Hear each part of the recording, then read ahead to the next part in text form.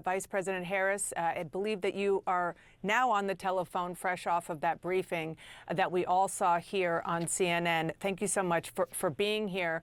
What is the most important thing that you learned that you want to amplify for Americans who are in the path of this dangerous storm right now?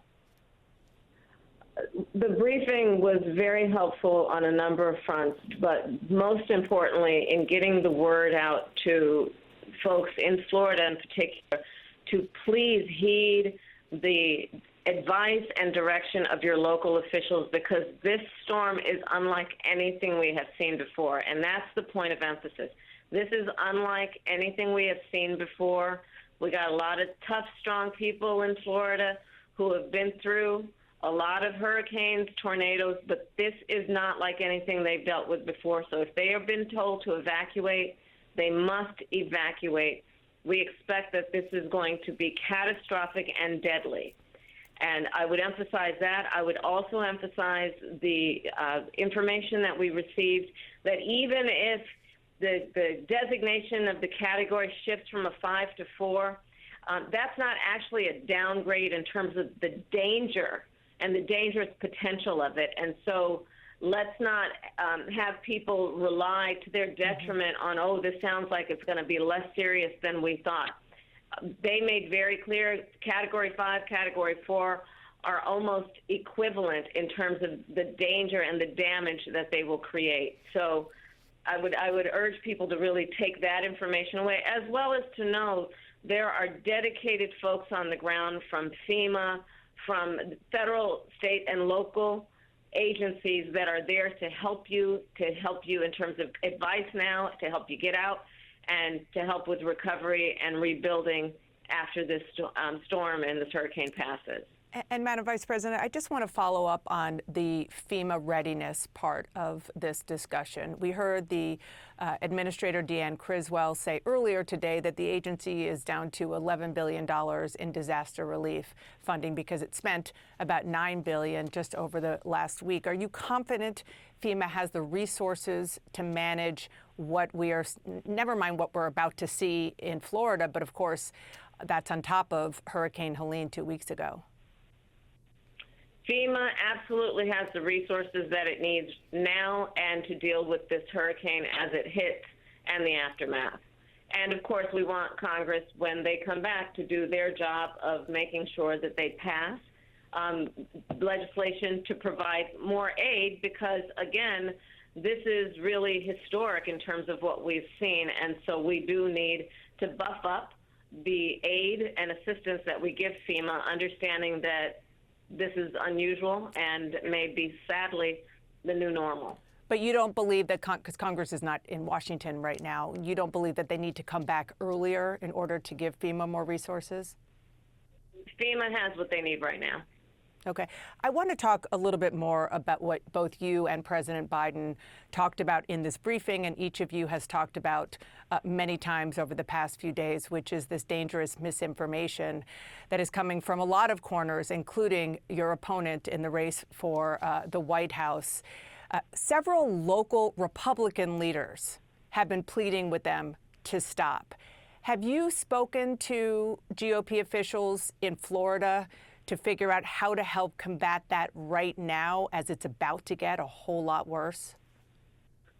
Well, I'll tell you, I have spoken with local officials who have been struck, for example, by Hurricane Helene, and they are doing an extraordinary job in trying to combat the misinformation. And I'm talking about sheriffs, I'm talking about mayors, I'm talking about local officials. I don't even know their party affiliation, by the way, but leaders on the ground who know that it is not in the best interest of the people living in those areas to not know their rights, not to know what they're entitled to, and to be afraid of seeking help. It is dangerous. It is unconscionable, frankly, that anyone who would consider themselves a leader would mislead desperate people to the point that those desperate people would not receive the aid to which they are entitled.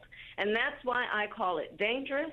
And we all know it's dangerous. And the gamesmanship has to stop. At some point, the politics have to end, especially in a moment of crisis and the crises that we've been seeing affects so many people. I've met people who have lost family members through Hurricane Helene. We know the desperation and the fear that the folks who are attempting to evacuate Florida are experiencing. The last thing that they deserve is to have a so-called leader make them more afraid than they already are. We have been fact-checking. In fact, just before you came on, we did so. My colleague Brianna Keeler, along with Daniel Dale and Priscilla Alvarez, are doing that, and we're continuing to do it.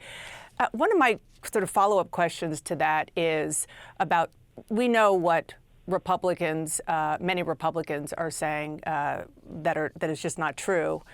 One of the things that came out of the fire in Hawaii last year was that a lot of the misinformation was reportedly being stirred by foreign adversaries.